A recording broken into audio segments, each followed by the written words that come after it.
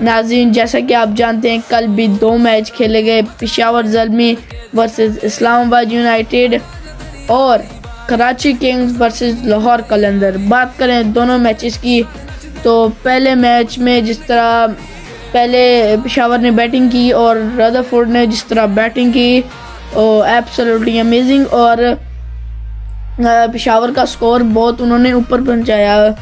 उनके सिवा किसी ने भी अच्छी बैटिंग नहीं की, रदरफोर्ड ने बहुत ज़बरदस्त बैटिंग की।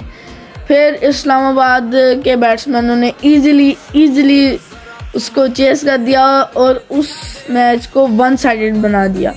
जिस तरह एलेक्स हेल्स ने बैटिंग की और पॉल स्टीलिंग ने बैटिंग की, 18 बॉलों पे 50 उन्होंने बनाई, और रहमानुल्लाह गुरबाज जिस तरह आए उन्होंने जिस तरह बैटिंग की, क्लासी बैटिंग की और इजीली इस्लामाबाद ये मैच जीत गया। बात करें अगले मैच की जो था